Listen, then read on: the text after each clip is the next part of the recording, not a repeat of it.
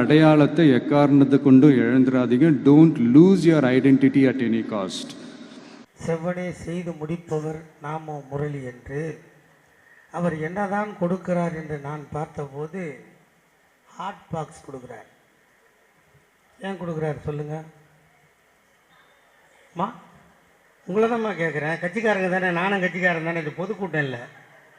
Hot box ஏன் கொடுக்குறாரு? நீங்கள் ஆறி போயிடாமல் இருக்கணுன்றதுக்கோசம் ஹாட் பாக்ஸ் செலக்ட் பண்ணியிருக்காரு.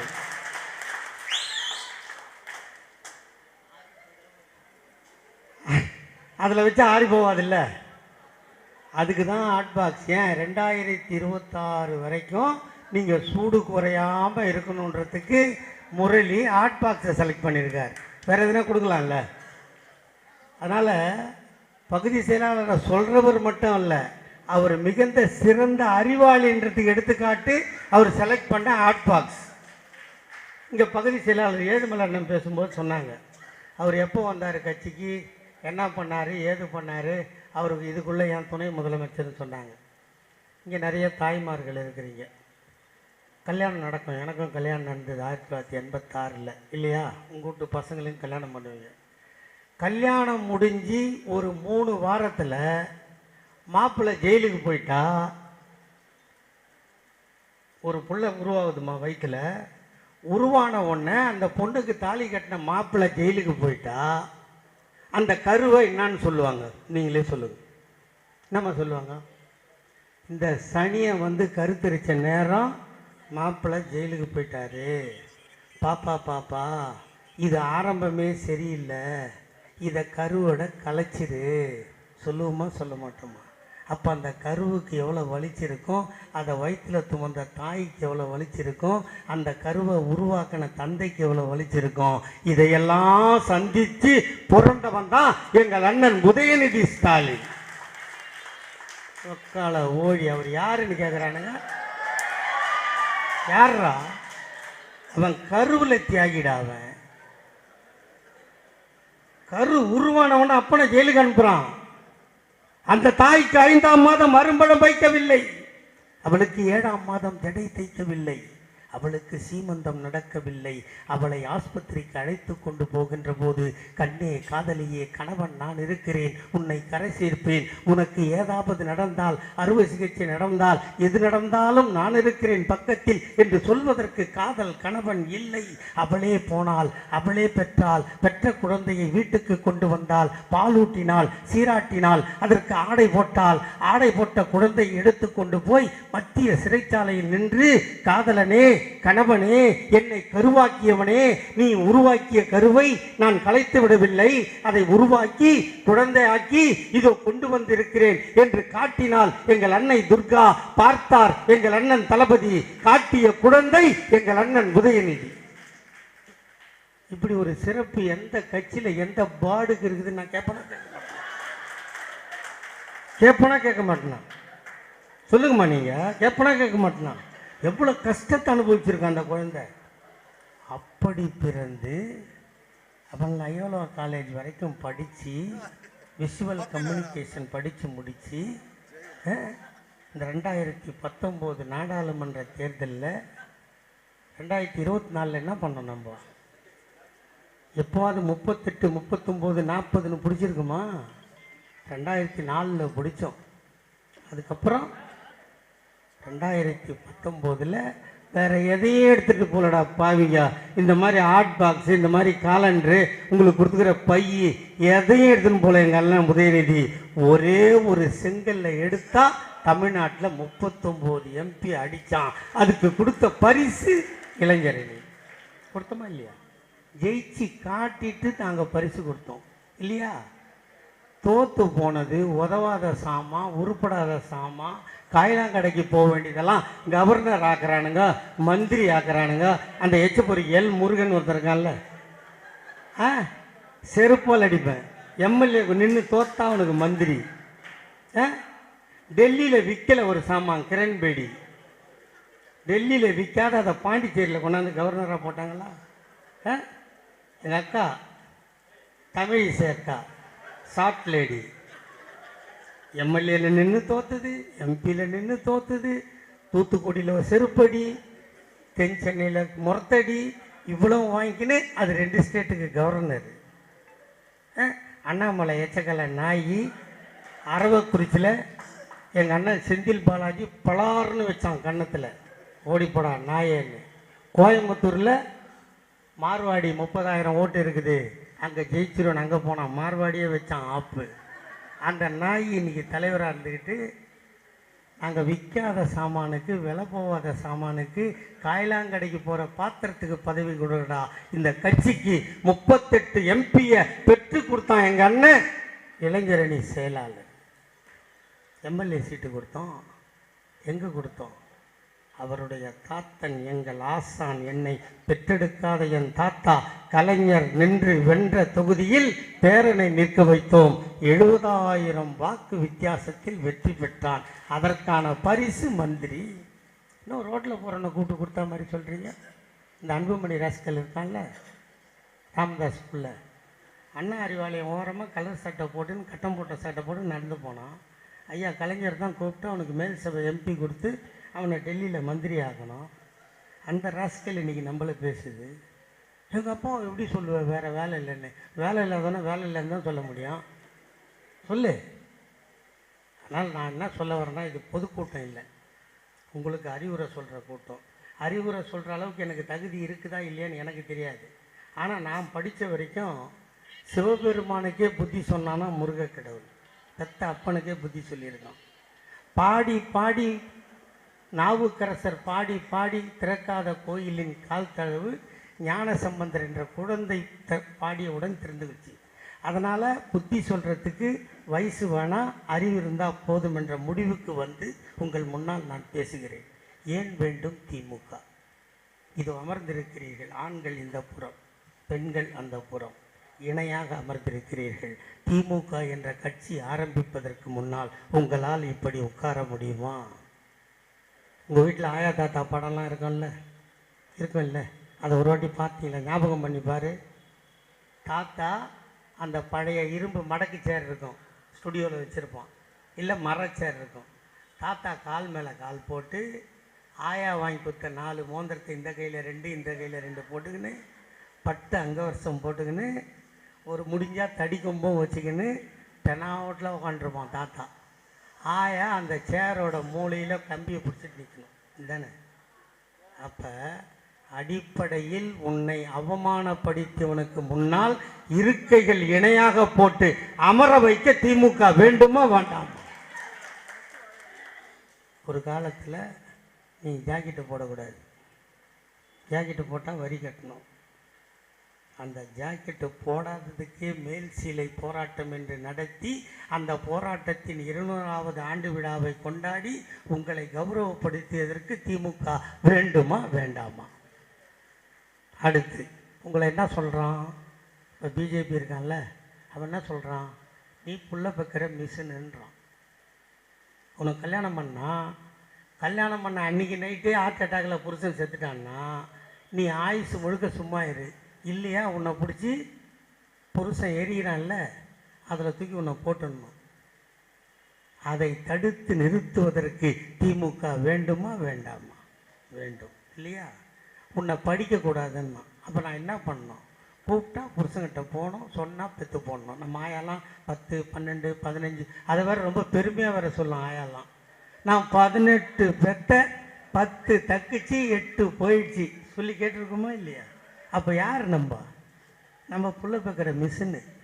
அதை தான் எங்கள் தாத்தா கலைஞர் என்ன சொன்னார்? 8வது படிச்சுன்னா உன் கல்யாணத்துக்கு 5000 ரூபா தரேன்னு.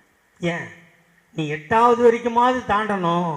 மாமியார் வீட்டில் குடும்பம் நடந்தா, உன்னை எண்ணெய் ஊற்றி கொளுத்திட்டா, கேஸை திறந்து விட்டு உன்னை ஃபயர் பண்ணிட்டா, நீ தகவல் சொல்கிறதுக்கு ஒரு லெட்டர் எழுதணும் இல்லைம்மா, அதுக்கு நீ 8வது படி, உன் உயிரை காக்கும் அந்த 8வது என்று சொல்லி அதுக்கு 5000 ரூபா கொடுத்தார். அப்புறம் பார்த்தார் எல்லாரும் 8வது படிச்சிட்டீங்க. படித்த உடனே என்ன பண்ணார்? 10வது படித்தால் 10,000ன்னார். இந்த 5000 10,000 கொடுத்தோம் இல்லை, அம்மான்றான்ல அவங்க ஆத்தால ஓத்தா வந்த அந்த 5000 10,000 நிறுத்திட்டாளா இல்லையா? நிறுத்திட்டாளா இல்லையா? ஏன்? கல்யாணம்னா என்னன்னு தெரியாது. கல்யாணம்னா என்னன்னு தெரியாதவங்களை கொண்டு வச்சாரு விலை, அதை கொடுத்தோம். போயிடுச்சா? அவர் சொன்னார், அதுக்கப்புறம் நீ கல்லூரி வரைக்கும் போனால் உனக்கு 30,000 தரேன். தரா? சரி, கல்லூரியும் படிச்சுட்ட, கல்யாணமும் ஆயிடுச்சு, உனக்கு ₹1 1 கிலோ அரிசி தரேன்னார். நீ அடுப்பு ஊதி கண்ணில் தண்ணி விடக்கூடாதுன்னு சொல்லி கேஸ் அடுப்பும் கொடுத்தாரு. அடுப்பூதும் பெண்களுக்கு படிப்பதற்கு என்ற கேட்ட காலத்தில் நாட்டின் நடப்பை தெரிந்து கொள்ள உங்களுக்கு இலவசமாய் வண்ண தொலைக்காட்சி பெட்டி கொடுத்தார். நீ கர்ப்பமுற்றால் அந்த குழந்தை சவளையாக பிறந்துவிடக் கூடாது என்பதற்காக மாதம் 1000 வீதம் 3000 கொடுத்தார். பெற்றதற்கு பின்னால் உனக்கு சத்தான உணவு இருந்தால் தான் தாய்ப்பால் சத்தாக இருக்கும். ஆகவே மீண்டும் 3 மாதம் 3000 கொடுத்தார். நீ பிள்ளை பெற்றெடுத்தாய். பெற்றெடுத்த குழந்தைக்கு கல்வியில் அனைத்தும் ஃப்ரீ. அவன் ஒருவேளை சவளையாக இருந்தால் அவனுக்கு சத்துணவில் வாரம் 5 முட்டை. அவன் சத்துணவு சாப்பிட மாட்டானா, முட்டை சாப்பிட மாட்டானா, அவனுக்கு வாழைப்பழம். அவனை படிக்க வைத்து அவன்தான் உன் வீட்டில் முதல் கிராஜுவேட்டாக இருந்தால் அவனுக்கு கல்லூரி ஃபீஸும் ஃப்ரீயாக கொடுத்தார். இது நம்ம கலைஞர் தாத்தா. கலைஞர் தாத்தாவுக்கு அப்புறம் நம்ம அண்ணன் இப்போ தளபதி வந்திருக்கார். அவர் என்ன பண்ணார்? நீங்களே சொல்லுங்கள். இங்கே உட்காந்துருக்க பெண்கள் நெஞ்சில் கை வச்சு சொல்லுங்கள். நீங்கள் பஸ்ஸில் போகிறீங்க, ஏதோ ஆஃபீஸ் தொடங்க போவீங்க, சித்தால் வேலைக்கு போவீங்க, ஏதோ ஒரு வேலைக்கு போகிறீங்க. போனால் சம்பளம் வரும். சம்பளம் வாங்கினா அதை யார்கிட்ட கொடுக்கணும்? ஒன்று புருஷன்கிட்ட கொடுக்கணும், இல்லை மாமனார் மாமியார் யார் குடும்பத்தை பார்க்குறானோ அவங்ககிட்ட கொடுக்கணும். கொடுத்து தான் ஆகணும், அது கட்டாயம். சம்பளம் வாங்கினது கொடுத்துட்டு அடுத்த நாள் நீங்கள் வேலைக்கு கிளம்பி ரெடி ஆகி ட்ரெஸ் பண்ணி மேக்கப் பண்ணி ஹேண்ட்பேக் மாட்டி செருப்பை போட்டு பஸ்ஸுக்கு யார்கிட்ட போய் காசு கேட்கணும்? யார்கிட்ட சம்பளம் கொடுத்தீங்களா அங்கே தானே போய் நிற்கணும். அப்போ காசு கொடுன்னு கையேந்தணுமா இல்லையா? இதை பார்த்து உன்னை பெற்ற அப்பா அம்மா கண் கலங்கினானோ இல்லையோ, உங்களை பெறாத தந்தையாக என் அண்ணன் தளபதி கண்ணீர் சிந்தினார். அதனால் கையெழுத்து போட்டார். உங்களுக்கு அது உங்கள் விடியல் பயணம். வேலைக்கு போகிறவங்களும் ஓகே, வீட்டில் இருந்தால் அப்போ கேட்பீங்கல்ல, வீட்டில் இருக்கிற நான் என்ன பண்ணுறது கேட்டீங்கல்ல. நீங்கள் கேட்டீங்களோ கேட்கலையோ, உங்கள் மீது கருணை கொண்ட எங்கள் அண்ணன் தளபதி ரேஷன் அட்டை வைத்திருந்தால் உனக்கு மாதம் 1000, அது உங்கள் உரிமை தொகை. அப்போ உங்கள் 2 பேரையும் பொருளாதாரத்தில் வளர்த்து விட்டார். நீ புள்ள பெற்றாச்சு, அந்த குழந்தை படிக்குது. படித்தா அது ஸ்டேஷ்னரி வாங்கணும், அது வாங்கணும். காலேஜுக்கு போனால் காலேஜ் ஃபீஸ் கட்டுறதோடு இல்லை. எனக்கு 2 பொண்ணு, அதை நினைவில் வச்சுக்கோங்க. 2 பொண்ணும் 2 டிகிரி படிச்சிருக்கு. நான் படித்தேன், படிக்கிற காலத்தில் படிக்கணும், டாக்டர் ஆகணும்னு படித்தேன். அந்த படிப்பை கற்பதற்காக, அந்த கல்லூரியை முடிப்பதற்காக இரவில் வேலை பார்த்து பகலில் படித்தேன். அதனால் என் கரங்களை இழந்தேன். ஆனால் என்னால் போக முடியல. ஏன்னா எங்கள் தாத்தா கலைஞர் அப்போ முதலமைச்சராக இல்லை. ஆனால் தாத்தா கலைஞர் முதலமைச்சராக இருக்கின்ற போது எனக்கு 2 பெண் குழந்தை பிறந்தது. 2யும் 2 டிகிரி படிக்க வச்சுட்டேன். 2 வேலைக்கு போகுது. இது இந்த கோடம்பாக்கம் மேம்பாலத்துக்கு அந்த பக்கம் இருக்கிறதே லயோலா காலேஜின் பின்புறம். அங்கே தான் ஒரு பொண்ணை கட்டி கொடுத்துருக்கேன், ஒரு பொண்ணை போரூரில் கட்டி கொடுத்துருக்கேன். ஓஹோன்னு வாழறாங்க. அப்போ இது 2 பேரும் கொடுத்தாங்க. அப்போ கல்லூரிக்கு போகணும், +2 வரைக்கும் சாப்பாடு போடுறோம், அரசு பள்ளியில் படிக்கிறீங்க. காலேஜுக்கு போனால் ஃபீஸ் கட்டி தானே ஆகணும். அப்போ அதுக்கு ஸ்டேஷனரி வாங்க, ஜெராக்ஸ் எடுக்க, இந்த 1000 ரூபாயில் என்ன பண்ண முடியும்னு கேட்குறான் அந்த பல்லு பழனிசாமி. அட லவடிக்க பாலு, அந்த 1000 ரூபாய் என்ன பண்ணணும்னு இப்போ படிக்கிற பொண்ணுங்களை போய் கேளு. பிஞ்சு போன செருப்பால் அடிக்குங்க. ஏன்னா நல்ல செருப்பு வச்சா பிஞ்சிடும் இல்லை, அறிவு வேணாங்க. இதை பண்ணி கொடுத்துருக்கோம். இன்னைக்கு முதலமைச்சர் வந்துங்க சும்மா இல்லை. ஐயா கலைஞர் கூட்டம் பேசுனா ஒரு 1.25 ஹவர் பேசுவார்ல. பேராசிரியர் பேசுனா 1 ஹவர் பேசுவாரா? தளபதி இப்போ எவ்வளோ நேரம் பேசுகிறார்? கரெக்டாக சொல்லுங்கள் பார்க்கலாம். அதிகபட்சம் 35 நிமிஷத்துக்கு மேலே, அதிகபட்சம். உச்சபட்சமாக இருந்தால் 35 மினிட்ஸ். ஏன்னா அந்த மிச்சம் இருக்கிற 45 மினிட்ஸை இந்த நாட்டுக்காகவும் நாட்டு மக்களுக்காகவும் செலவிட எண்ணுகின்ற ஒரே முதலமைச்சர். எவனுக்குடா தோணுச்சு? இந்த கோடம்பாக்கம் ரோடு ஆக்சிடெண்ட் ஆகுது, இங்கே கவர்மெண்ட் ஆஸ்பத்திரி எங்கே இருக்குது அம்மா? Power house. அங்கே போகிறதுக்குள்ளே செத்து போயிட்டா யார் காப்பாற்றுறது? எவனாவது கேட்டானா? நாங்கள் தேர்தல் அறிக்கையில் சொன்னோமா? ஒன்றும் சொல்லலை. ஆனால் அவர் மண்டையில் உதிக்குது. எப்படி ஐயா கலைஞர் அவர்கள் அந்த போரூர் ராமச்சந்திர ஆஸ்பத்திரியில் படுத்திருந்த போது அவருக்கு முதுகுத்தண்டில் ஆபரேஷன் நடந்து முடிந்து அவர் கண்விழித்து பார்த்து எனக்கான செலவை கேட்டு திடுக்கிட்டு எனக்கான செலவை அரசாங்கம் செலுத்துகிறது, என்னை பெற்ற தாய்மார்களுக்கோ தந்தைமார்களுக்கோ இது நடந்தால் எவன் கட்டுவது, ஆகவே ஆம்புலன்ஸில் ஏறி நேராக கோட்டைக்கு போய் கலைஞர் காப்பீட்டு திட்டம் என்ற திட்டத்தை போட்டார் எங்கள் தாத்தா கலைஞர் என்றால் அவர் பெற்ற பிள்ளை எங்கள் அண்ணன் நம்மை காக்கும் 48 மணி நேரத்தில் 4 லட்ச ரூபா செலவானாலும் நீங்கள் பக்காத புள்ள ஸ்டாலின் கட்டுவார். அதுதான் நம்மை காக்கும் 48. பசங்களுக்கு காலேஜ், அடுத்து ஆம்பளை பசங்க நான் படிக்கலையா உனக்கும் 1000 ரூபா தரேன். சரி படித்து முடிச்சுட்டான் 2 பேரும், ஆணும் பொண்ணும் படிச்சிச்சு வேலைக்கு போகணும். வேலைக்கு போனோன்னா எக்ஸ்பீரியன்ஸ் இருக்கான்னு கேட்பாங்கல்ல. அப்போ கம்ப்யூட்டர் சென்டருக்கு போகணுமா, ஜாவா படிக்கணும், டேலி படிக்கணும், எம்எஸ் ஆஃபீஸ் படிக்கணும், அதுக்கு ஃபீஸ் கட்டணும். அதை பார்த்து அதையும் சொன்னார், அதையும் நானே கொடுக்குறேன், இதுக்கு பேர் நான் முதல்வன் திட்டம். இப்போ இன்னைக்கு பாருங்க, மகளிர் திறன் மேம்பாட்டு பயிற்சி மையம் திறந்துட்டார். இப்படி ஆணையம் பெண்ணையும் படிக்க வச்சு விட்டா அப்புறம் வேலை வேணும்ல. 10 வருஷத்தில் 10 பாடாரத்தில் போயிடுச்சு. திறந்த இந்த கம்பெனிலாம் மூடிட்டான். அப்போ கம்பெனி போகணும், உலகம் பூரா சுற்றுறார். ஜப்பான், ஹாங்காங், சிங்கப்பூர், துபாயின்னு சுற்றி கிட்டத்தட்ட 130 கம்பெனிகளை பேசி அவன்கிட்டலாம் கையெழுத்தை வாங்கி 9.74 லட்சம் கோடியை 4 ஆண்டுகளில் தமிழ்நாட்டுக்கு ஈர்த்து தந்த ஒரு தலைவன் தமிழ்நாட்டில் உண்டென்றால் எங்கள் தளபதியை தவிர வேறு எவனும் இல்லை. 9.74 crore lakhs. அந்த கம்பெனிலாம் திறந்து இன்னும் ஒரு 6 வருஷத்தில் கம்பெனிலாம் திறந்து நம்ம எல்லாம் வேலைக்கு போயிட்டா படித்தவன் வேலைக்கு போயிடுவோம். அது பக்கத்தில் டீ கடை வைக்கணுமா, அது பக்கத்தில் சம்சா கடை வைக்கணுமா, அது பக்கத்தில் செருப்பு தைக்கிற கடை, தைலர் கீழர் எல்லாம் வைக்கணுமா இல்லையா? உள்ள 500 பேர் போனால் வெளியே 1000 பேர் வேலை கிடைக்கும். அப்போ இந்த திருட்டு இந்த தண்ணி அடிக்கிறது சரக்கு அடிக்கிறது வேலை இல்லாதானே அடிக்கிறான். வேலை இருந்தால் அவன் அங்கே போகிறான். இப்போ நாங்கள் போவாதானே போகாத இருக்க மாட்டான், கண்டிப்பாக போவேன். என்னையே அங்கே போகாத ஆபத்துன்னா அது என்ன ஆபத்துன்னு பார்த்துட்டு தான் வருவேன் நான். அப்படி ஆள் நான். அதனால் அங்கே போவாதேன்னு சொல்கிறத விட அவனுக்கு வேலையை வாங்கி கொடுத்துட்டா அவன் வேலை செய்ய போகிறான். அது அந்த நிலைமையை இந்த திமுக உருவாக்கி கொடுத்துருக்கு. எத்தனை கட்சி, சரி இவ்வளோ சொல்கிறேன், நம்ம கட்சி ஆரம்பித்து 1949 ஆரம்பித்தோம், இன்றைக்கி 75 வருஷம் ஆச்சு. 75 வருஷத்தில் நம்ம கட்சியோட 25வது ஆண்டு விழா கொண்டாடும் போது நம்ம ஆட்சியில் ஐயா கலைஞர் முதலமைச்சர், 50வது வருஷம் ஆண்டு விழா கொண்டாடும் போது ஐயா கலைஞர் நம்ம ஆட்சி, 75ஆம் ஆண்டு விழா கொண்டாடும் போதும் திமுகவின் ஆட்சி, அண்ணன் தளபதி முதலமைச்சர், 100ஆம் ஆண்டு விழா கொண்டாடும் போது திமுக ஆட்சி, அண்ணன் உதயநிதி முதலமைச்சர்.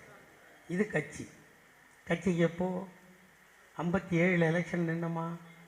57 தான் ஃபஸ்ட்டு நம்ம தேர்தலில் நிற்கிறோம். நின்ன எல்லாருக்கும் சுயேட்சை சின்னம். சுயேட்சை சின்னம் நம்ம தாத்தா கலைஞர் அடிக்கடிக்கு நான் கடவுளுக்கு இணையாக பேசுவேன். அந்த ஆண்டவனை சொல்ல மாட்டேன், நான் 5 முறை தமிழகத்தை ஆண்ட எங்கள் ஆண்டவர் ஐயா கலைஞர்னு. அவர் கலைஞர் ஆண்டவனாக இல்லாத போனால் எல்லாருக்கும் சுயேட்சை சின்னம் கிடச்சிது 57. கலைஞருக்கு அப்போது கிடைத்த சின்னமும் உதய சூரியன்தான். ஒரே சின்னத்தில் 13 வாட்டி போட்டியிட்டு 13 முறையும் வெற்றி பெற்றவன் இந்தியாவில் ஒரு தலைவன் முன்னென்றால் என் தாத்தா கலைஞரை தவிர வேறு எவனும் இல்லை. காங்கிரஸ் சின்னம் மாறிடுச்சு, பிஜேபி சின்னம் மாறிடுச்சு. ஏன் இங்கே இருக்கிற அதிமுக அவங்க அப்பா எம்ஜிஆர் செத்தப்போ ஊர் மேலே விட்டானுங்க ரெட்டையிலேயே இல்லையா? அவங்க ஆத்தா ஜெயலலிதா செத்தப்போ ஊர் மேலே விட்டானுங்க. அப்போ என்ன வந்தது? சேவல் புறாவா, சேவல் ரெட்டை புறா. இப்போ என்ன பண்ணானுங்க? அது குக்கர் அந்த கேடி புண்டாமா ஆணவை பேசிட்டு இருக்கிற அது இல்லை. இப்போ என்ன பண்ணானுங்கன்னா அது என்னது, ஏதோ ரெட்டை கம்பம், ரெட்டை லைட் போஸ்டான். அப்புறம் என்ன பண்ணான், ஒரு வாட்டி தொப்பின்னா இல்லையா? அப்புறம் குக்கர்னா. ஏண்டா மானங்கட்ட பழப்பு படைக்கிறதுக்கு டெய்லி அறிக்கை விட்றான பழனிசாமி. புத்தி ஒரிஜினலாக அவங்க வாத்தாளுக்கு தானே பிறந்த அறிவு வேணா அந்த கட்சியை திட்டுறமேனு. 75 வருஷங்க, எவனாலாம் முடியுமாங்க? ஒரு கட்சியும் ஒரு சின்னத்தையும் ஒரு கொடியும் எவனும் புடுங்காம காப்பாற்றுறது ஐயா கலைஞரும் எங்கள் அண்ணன் தளபதியும். அதனால இந்த கட்சியில் இருக்குது நம்மளுக்கு பெருமை. இங்க கூட எல்லாரும் சொன்னாங்க தைரியமாக பேசும், ஒரு மயிரம் கிடையாது. என்னை விட தைரியசாலி இங்கே உட்காந்துக்கிற நீங்கள் தான். நான் அதில் ரொம்ப தெளிவாக இருக்கிறேன். தைரியமாக பேசுனா எனக்கு வசதி வாய்ப்பு இருக்குது, பேசிட்டேன். 2.5 மாதம் ஜெயிலுக்கு போனேன். இதில் வேடிக்கை என்னென்னா, நம்ம ஆளுங்கட்சியாக இருக்கும்போது போனது கொஞ்சம் வருத்தம். அதில் என் குடும்பத்துக்கு இந்த கட்சி மேலே கோபம். அதை பொறுமையாக தான் தீர்க்க முடியும் இல்லையா? 2.5 மாதம் அனுப்பிச்சிட்டு ஒருத்தன் கூட வரலன்னா எப்படி இருக்கும்? ஆனால் எனக்கு அதை தருகிறேன் இதை தருகிறேன் என்று என்னிடம் பேச்சுவார்த்தை நடத்திய போது திமுகவில் இருந்து சாவேனே தவிர வேறு எவன் காலையும் தொடமாட்டேன் என்று சொன்னவன் இந்த சிவாஜி. ஏன் சொல்லணும்? ஏங்க சொல்லணும்? வட்ட செயலாளர் பிடிக்கலாம், வீட்டுக்கு வர மாட்டான், வேறு கட்சிக்கு ஓடிடுவோம். நம்ம தாத்தா கலைஞரை பாடுறா, கலைஞர் தாத்தா பட்ட பாட பாடுறா. 96 வயசு வரைக்கும் தான் தள்ளாடினாலும் சர்க்கரை நாற்காலியில் அமர்ந்து கொண்டு தமிழகம் தள்ளாடாமல் பார்த்து கொண்ட ஒரே தலைவன் தாத்தா கலைஞர். அந்த போட்டோவை பார், உனக்கு 1000 அர்த்தம் புரியும். அந்த தலைவனை பார். இன்றைக்கி தலைவருக்கு 72 வயசு. அண்ணன் தளபதி இங்கே மேடையில் 72 வயதுடையவர்கள் இருக்கிறார்களோ இல்லையோ எனக்கு தெரியாது. எனக்கு 66. ஒரு நாள் வேலூருக்கு கூட்டத்திற்கு போனேன். காலை போய் இரவு பேசிவிட்டு வந்தவுடன் அடுத்த நாள் எந்திரிப்பதற்கு மணி 10 ஆகிவிட்டது. 66 வயது. 72 வயதுடைய என் தலைவன் தளபதி அவர்களுக்கு காலையில் கன்னியாகுமரி, மதியம் மதுரை, மாலையில் விழுப்புரம், இரவில் சென்னையில் ஆய்வு நடத்துகின்ற ஒரு முதல்வர் இந்தியாவில் உண்டென்றால் தலைவர் தளபதியை தவிர வேறு எவனும் இருக்க முடியாது. தூங்குறாரா? தூங்கலையா? வெள்ளம் வந்தா அவர் படுற பாடு, அந்த கருணை, அந்த உள்ளம். நான் கூட அது மாதிரி தான் நடந்து இந்த உள்ளே போயிட்டு வெளியே வந்தேன்ல. தலைவரை போய் பார்க்கவே இல்லை. சின்னவர் தான் நான் கூப்பிட்டாரு. போனேன், பார்த்தேன், துண்டை போட்டேன், பொட்டி தூக்கிட்டு ஊருக்கு போயிட்டேன். தலைவரை பார்க்கல, பார்க்க மாட்டேன்ட்டேன். ஏன் பார்க்க மாட்டேன்? அவர் மேலே கோவம். பார்க்க மாட்டேன். உள்ளே வெளியே வந்தேன்ல. 8 மாதம் ஆச்சு என்னை கட்சியில் சேர்க்க. 2.5 மாதம் வெளியே ஜெயிலில் இருந்தது கூட எனக்கு கஷ்டம் தெரியல. வெளியே வந்து 8 மாதம் என்னை பேசாமல் நிற்க வச்சாங்க பாருங்க. மென்டல் மாதிரி ஆகிட்டேன். பக்கத்து தெருவில் ஃபங்க்ஷன் நடக்குமா, என்னை கூட மாட்டான். என் வீட்டு வழியாக தாண்டி போகணும், ஒரு கட்சிக்காரனை வெளியே சேர் போட்டு உட்காந்துன்னா பக்கத்து தெரு வழியாக போயிடுவான், என்னை கிராஸ் பண்ண மாட்டான். நான் ஒருத்தனை கூப்பிட்டே கேட்டேன், ஏன்டா நான் அறிவாலயத்தில் அரைக்கிற வேண்டிய நிலம் பட்டா போட்டுதுன்னாடா, இல்லை உன் சொத்தை என்ன பண்ணிட்டேன்னா, உன் வீட்டில் பொண்ணுக்கு என்ன கட்டின்னு போயிட்டேன்னா, கட்சிக்கு தாண்டா பேசுகிறேன், ஏன்டா அப்படி பண்ணுறேன்னா உறுதியாக இருந்தேன். அந்த 8 மாதம் கஷ்டமாக இருந்துச்சு. அப்போ நான் அறிவாலயத்துக்கு போவேன். போனால் லெட்ரு கொடுன்னுவாங்க, மன்னிப்பு லெட்ரு. கொடுக்க மாட்டேன்னு. நான் என்ன தப்பு செஞ்சேன்? என் தலைவனை திட்டினாங்க, நான் திருப்பி திட்டினேன். அதில் தப்புன்னு சொல்கிறீங்களா? ஜெயிலுக்கு போயிட்டேன். 2.5 மாதம் இருந்தேன். நீங்கள் யாரும் எடுக்கலை, நானே தான் வந்திருக்கேன். தப்பு சரியாக போச்சு, நான் கொடுக்க மாட்டேன். அப்போ டெய்லி அறிவாலயத்துக்கு வராது, ஏன் வர? அந்த எங்கள் அப்பா வாங்கி கொடுத்த ஒரு 6 செங்கல் இந்த அறிவாலயத்தை அடியில் இருக்குது, அதை எடுத்து கொடுங்க. ஆமாம்மா, கொடுத்தா ஊந்துடாத. கொடுக்க முடியாது தெரிஞ்சு தானே நான் அடியில் இருக்கிற கல்ல கேட்குறேன். இல்லைன்னா மேலேருந்து தட்டி ஒரு 4 எடுத்து கையில் கொடுத்து போடான்றாங்களே. அவ்வளோ முட்டாள நான்? கலைஞர் தாத்தா பேரன், படிப்பு கம்மி, நெருப்பு மாதிரி பேசுவேன். அதனோட விளைவு எது வந்தாலும் விட மாட்டேன். இப்படி இந்த கட்சியை நம்ம நடத்துகிறோம். நம்மளை எதுக்குறான்ல, நம்மளை ஏற்று கட்சி நடத்துகிறான்ல. இன்னைக்கு எடப்பாடி ஏற்றுக்க. இன்னைக்கு சுச்சுவேஷன் சின்ன அவனுக்கு தான் யாருன்னா உறுதியாக சொல்ல முடியுமா? கோர்ட்டில் இருக்குது பிரச்சனை.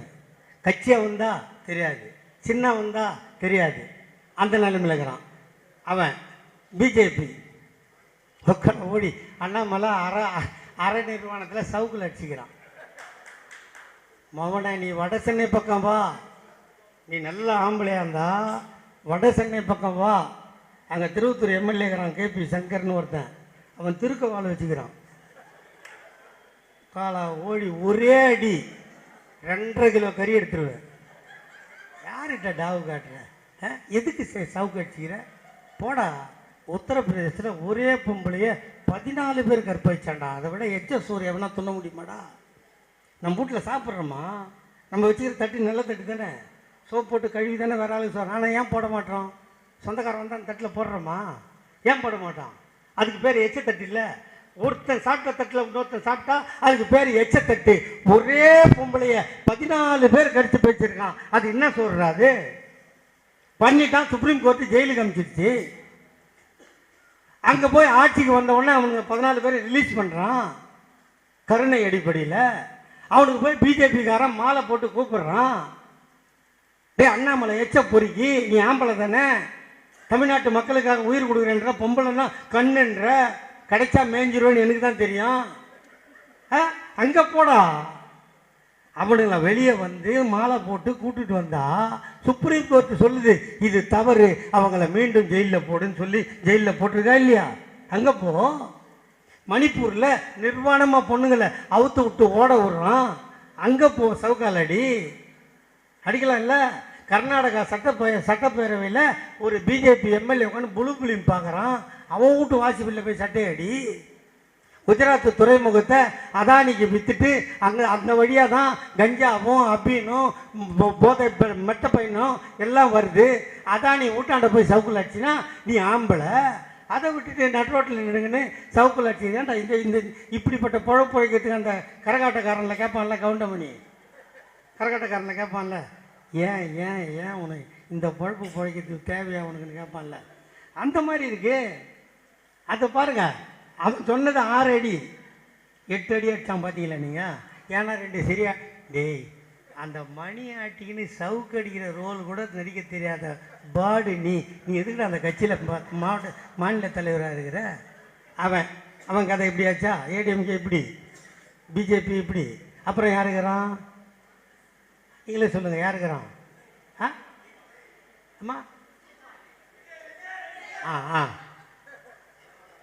ஜோசப் விஜயா, அவர் இப்போ நம்ம வந்ததுலேருந்து இந்த நோட்டீஸ் போட்டுக்கிறேன்ல, அவர்களே இவர்களேன்னு எல்லாரும் படித்தோமா, இது படிக்கக்கூடாதுன்றார். அறிவுள்ள வேணால் சொல்லுவானா? ஏன்னா ஒரு காலத்தில் இந்த மேடை போட முடியும் நம்மளால், இதில் நம்மளை ஏற விட மாட்டான். மேடை போடுறதுக்கு மட்டும்தான் நம்ம ரைட்ஸு, மேடையில் ஏற முடியாது. கோயில் கட்டுறது தான் நம்ம வேலை, கட்டி முடித்தா நம்ம உள்ளே போக முடியாது. அந்த நிலைமையை மாற்ற இப்போ இவ்வளோ பேர் உட்காந்துருக்கல, இல்லை யாருன்னா என்ன ஜாதின்னு தெரியுமா, நான் என்ன ஜாதின்னு உனக்கு தெரியுமா, நீ என்ன ஜாதின்னு தெரியுமா, எதுவுமே தெரியாமல் அவன் உழைத்த உழைப்புக்கு அங்கீகாரம் கொடுப்பதற்காக அவர்களே இவர்களே என்று சொல்லி அவர்களுக்கு கைத்தறி ஆடை அணிவிப்பது வழக்கம். இது காந்தி காலத்திலிருந்து நடைபெறுகின்ற வழக்கம். காந்தி காலத்தில் சிட்டம்னு ஒரு நூல் ஒன்று போடுவாங்க, கைத்தறி நூலில் சின்ன மாலை போடுவாங்க. நம்ம ஏன் துண்டு போட்டோன்னு சொன்னோம்னா, எங்கள் அப்பா எங்கள் தாத்தன் காலத்தில் தோளில் துண்டு போடக்கூடாது. பார்த்துருக்கீங்களா? தெரியுமா? நான் அனுபவிச்சிருக்கேன். எங்கள் தாத்தா கையை பிடிச்சிட்டு எங்கள் தாத்தா பிறந்த ஊருக்கு போவேன். ரோட்லேருந்து அது என்னது அப்போ அசோகா பாக்கு வெத்தலைன்னா அவ்வளோ ஃபேமஸ், இவ்வளோ ஒன்று பாக்கு இருக்கும். அதை போட்டுன்னு செவன் வாயை வச்சுன்னு எங்கள் தாத்தன் துண்டை போட்டுன்னு செருப்பை போட்டு நடப்பான். அந்த தெரு வந்தவொடனே பார்த்தா துண்டை டக்கில் வச்சுப்பான், செருப்பத்து கையில் வச்சுப்பான். ஓ, இன்னும் என் வேலை இதுன்னு நான் சும்மா வாடா அண்ணனை போய் போட்டுக்கலாம். கண்ணா இருக்க பார்த்த நான் இருக்கேன் சாட்சியா. இந்த அவமானத்தை உடைத்தெறிந்த கட்சி திராவிட முன்னேற்ற கழகமா இல்லையா? அதுக்கு தான் பார்த்தீங்கன்னா நம்ம என்ன பண்ணுவோம்னா, 8 முழம் வேஷ்டி இடுப்பில், 4 முழம் வேஷ்டியை தோலில் போட சொன்னார் அறிஞர் அண்ணா இல்லையா? தரையில் நம்மால் தோலில் துண்டு போட்டான்னா தரையில் என்ன வேண்டாம் லபடைக்கப்பால் நீ துண்டு போடக்கூடாதுன்னு போட்டம் படுறான் 4 முழம் வேஷ்டின்னு போட வச்ச கட்சி திமுக. இது நேற்று பெஞ்ச மழையில் நீங்கள் முளைச்சிட்டு சொல்லுது. அது என்ன அவர்களே இவர்களே சொல்லக்கூடாதான்? அப்புறம் என்ன இன்னொன்று சொன்னார, அங்கங்கே போய் நின்று ஃபோட்டோ எடுக்கக்கூடாதான், அது சீன் காட்டுறதான். சரி, பொன்முத்துராமலிங்க தேவர் ஐயா இருந்தார்ல, அவரோட பிறந்த நாள் வந்தில்ல, நீ ஃபோட்டோ எடுக்காத, என்ன மயிர் எடுத்து பத்திரிக்கை கொடுத்த, நாங்களாவது போய் நின்று எடுத்துக்கிறோம். அடி முட்டாளே, நீ வீட்டுக்குள்ளேயே எடுத்துன்னு அனுப்பிச்சிக்கிறேன். சரி, அவன் வீட்டுக்கு போனவங்க யாருன்னா உங்கள் ஃப்ரெண்டு இருக்காங்களா? அந்த அது என்ன ஊர், பனையூரா அவன் வீடு இருக்குது? அங்கே போனவங்க ஃப்ரெண்டு யாருன்னா இருந்தால் மொத்தத்தில் கூப்பிட்டு கேட்டிங்கன்னா வெக்கப்படுவான், சொல்ல மாட்டான். போனவனை மட்டும் தனியாக கூப்பிட்டு போனால் என்னென்ன பண்ணாங்கன்னு மட்டும் கேள. போனேன்னு வச்சுக்க, இப்போ நீட்டு தேர்வுக்கு போனால் பொம்பளை பசங்களை என்னம்மா பண்ணுறாங்க? கொடுத்துடணும்ல. அதே மாதிரி தான் விஜய் வீட்டுக்கு போனாலும் எல்லாத்தையும் அவுத்து கொடுத்துடணும். நான் துணியை சொல்ல, வாட்சி ஸ்மார்ட் வாட்சி கட்டின்னு போகக்கூடாது. இந்த கல் வச்ச பேனா வைப்பேன் தெரியுமா, அது போட்டுன்னு போகக்கூடாது. செல்ஃபோன் சத்தியமாக உள்ளே எடுத்துன்னு போகக்கூடாது. அப்படின்னுடா நீ பெரிய மயிறு இந்த ஊரில். பேரறிஞர் அண்ணாவும் ஐயா கலைஞரும் எங்கள் அண்ணன் தளபதியும் இதோ இப்போ கூட நியூ இயருக்கு போனார் தாத்தா கலைஞர் சமாதிக்கு. பசங்கள்லாம் கையை பிடிக்குது, கட்டி பிடிக்குது, முத்தம் கொடுக்குது, செல்ஃபி எடுக்குது. அவரைப்பட்ட தியாகியோட புள்ள எங்கள் அண்ணன், அவரை வெளியே விடுறதுக்கு நாங்கள் கண் கலங்கி நிற்கிறோம். இந்த வயசில் அவர் சித்திரவதை பண்ணுறமே நாங்கள் நினைக்கிறோம். நீ பாட்டுக்கு உள்ளே இருந்துக்கின்னு செல்ஃபோனை வைக்கணும், ஸ்மார்ட் வாட்ச் வைக்கணும். அவ்வளோ பெரிய மாயிரா நீ? அந்த மாநாடு நடத்துனார்ல, அந்த ரேம்ப்பு நடந்து வந்தார்ல ரேம்ப், அதை பார்த்தீங்களா? நடக்கிறது தான் 4 அடி ரேம்ப்பு. இந்த பக்கம் 6 அடி எவனும் கையை நீட்ட முடியாது, அந்த பக்கம் 6 அடி எவனும் கையை நீட்ட முடியாது. தொட்டுடவே கூடாதான். அந்த காலத்தில் சொல்லுவாங்க தெரியுமா, கண்ணு பட்டா கருப்பு போச்சுன்னு. அப்படின்னு நீ கற்பழகியாடா நீ? ஏங்க இதெல்லாம் செல்லாத நோட்டு. அதை பற்றி பேசி நம்ம டைம் வேஸ்ட் ஆகணும். வேறு கட்சி எங்கள் மச்சான் சீமான சொல்ல பாரு யாருன்னு. எனக்கு பொழுது போகலன்னா அவன் பேச்சு தான் கேட்பேன். ஆமாம், வீட்டுக்கு பின்னாடி தக்காளி செடி 4 வச்சுன்னா நீ சாஸ் கம்பெனி ஓனர் ஆகிடலாங்குவான். சொன்னாங்க, நீங்கள் அவன் யூடியூப் வைத்து பாருங்களேன் நீங்கள். ஆமாம், நீ பச்சை மிளகா செடி வச்சுன்னா சில்லி சாஸ் கம்பெனி ஓனர். இதை விட கூத்து என்னன்னா, அவன் உட்காந்துருந்தானா இந்த கராத்தே போட்டி நடக்கும்போது யாரோ உள்ளே கூட்டு விட்டாங்களாம் அவனை. அவன் ஓடி ஓடி ஓடி ஓடி ஓடணும், எல்லாம் பார்த்து சிரிச்சானான். என்ன இவன் பயந்து ஓடுறான்னு. ஆனால் அவன் பயந்து ஓடலையான். அவன் டயர்ட் ஆகட்டும்னு இருந்து பிளாக் பெல்ட் வாங்கினவன் பச்சை பெல்ட் வாங்கினோம், ஒரே அடி எல்லாம் விழுந்துட்டான். இதுவாது பாதி கற்பனை. இங்கேருந்து இலங்கைக்கு போயிட்டானா. பிரபாகரன் கூட உட்காந்துக்கிறானா, மான் கறி சாப்பிட்றியா முயல் கறி சாப்பிட்றியான்னு அவர் கேட்டுக்கிறாராம். ஏன்னா அவர் மான் கறி முயல் கறி வேட்டையாடுறது தானே 18 பேரோட காட்டுக்கு போனான் எங்கள் அண்ணன் பிரபாகரன். 18 பேரோடு காட்டுக்கு போய் ஒரு நாட்டையே ஆட்டி படைத்த ஒரு தமிழன் உலகில் வாழ்ந்தான் என்று சொன்னால் அது எங்கள் அண்ணன் பிரபாகரன். திமுகவில் எத்தனை பேர் பிரபாகரன் பேர் வச்சிருக்கான் தெரியுமா? திமுகவில் எத்தனை பேர் திலீபன் பேர் வச்சிருக்கான் தெரியுமா? அவனுக்காக நாங்கள் அழுதோம். அவன் பக்கத்தில் உட்காந்துருக்காரான். திடீர்னு தட தடன்னு ஒரே துப்பாக்கி சவுண்டான். ராணுவம் வந்து சுடுதான். அதில் இருக்கிற விடுதலை புலி, சார் சார் ஒரே ஒரு செல்ஃபின்னு இவன்கிட்ட கேட்டாங்களாம். கடங்கோத்தாடே, இது எந்த ஊரா? இது தமிழ்நாடுடா. இது வேற எங்கன்னா போய் சொல்லலாம்ல. இப்போ அவனுக்கு என்ன ஆச்சு, இந்த விஜய் கட்சி ஆரம்பித்த உடனே நம்ம மாதம் அண்ணங்கிட்ட ஒரு டைம் வாங்கி, யாருக்கு சொல்கிறேன் இதை, நம்ம மாவட்ட செயலாளருக்கு தான். மாதம் அண்ணங்கிட்ட ஒரு டைம் வாங்கி அவன் எங்கே இருக்கிறான்னு அவனுக்கே தெரியாமல் போய் அவனை விலங்கு போட்டு அவனை கீழ்ப்பாக்கம் ஆஸ்பத்திரி அட்மிட் பண்ணுறங்க. தமிழ்நாடு போயிட்டான். வேறு என்ன பண்ண முடியும்? பைத்தியம் முத்தி போச்சுன்னா அதான் பண்ண முடியும். அவன் பாட்டுக்கு இப்போ என்ன செல்ஃபி கேட்டாங்க, அதை கேட்டாங்க, நம்மளை யாருன்னா கட்சி விட்டான்னா. இப்படி ஏன் இதுக்கு சொல்கிறேன்னா, மக்களின் எண்ணங்களை புரிந்து கொண்டு ஒரு கட்சி இருந்ததனால் அது 75 வருஷம் வாழுகிறது. அந்த கட்சியை வீழ்த்த நினைத்தவனெல்லாம் வீழ்த்து போனானே தவிர இந்த கட்சி வீழவில்லை. அதுதான் முக்கியம். இந்த கட்சி எந்த சூழ்நிலையும் வீழவில்லை. கட்சி இருக்குது, ஆனால் வீழ்த்த நினைச்சவன்லாம் எல்லாத்துக்கும் அடிக்கடிக்கு நான் சொல்லுவேன், இந்த கட்சி அழிஞ்சு போனோன்னு நினைக்கிறவனுக்கெல்லாம் அவன் அழிஞ்சு போனான்னா அதோட விட்டுற கட்சி இல்லை இது. அவன் அழிஞ்சு போயிட்டான்ல, விட்டுணுன்னு விடாது. அவனுக்கு சமாதி கட்டி நினைவாலயம் வைக்கிறது நம்ம வேலை. அவன் நம்ம ஓய்ஞ்சு போகணும்னு நினைப்பான். இல்லை சமாதி கட்டி பேர் வைக்கலன்னாலும் பரவாயில்ல. பாதி பேர் பார்த்தீங்கன்னா நம்மளை வீழ்த்தணுன்னே கட்சி ஆரம்பிச்சுட்டு நம்மளோட கூட்டணி சேர்ந்து MP MLA ஆகிடுவோம். உண்டா இல்லையா? இது திமுகவுக்கு சாபக்கேடு. உன்னையோ என்னையோ எட்டி வச்சாலும் செருப்பால் அடித்தாலும் தொடப்பத்தால் அடித்தாலும் இந்த கட்சியை விட்டு போகிறதுக்கு நம்ம தயார் இல்லை. இந்த கட்சி நம் இரத்தத்தில் கலந்தது. இந்த கட்சி தமிழ்நாட்டை காப்பாற்றியது. இந்த கட்சி இந்தியாவிற்கே வழிகாட்டியது. ஐயா தந்தை பெரியார் 96 வயதில் மூத்திர சட்டியோடு அவர் வீட்டுக்கா போனார்? அவர் குடும்பத்திற்கா பாடுபட்டார்?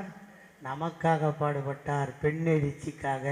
இன்னும் ஒன்றை சொல்கிறேன், உங்களுக்கு சொத்தில் சமபங்கு வேண்டும் என்று சுப்ரீம் கோர்ட்டு சொன்னானா?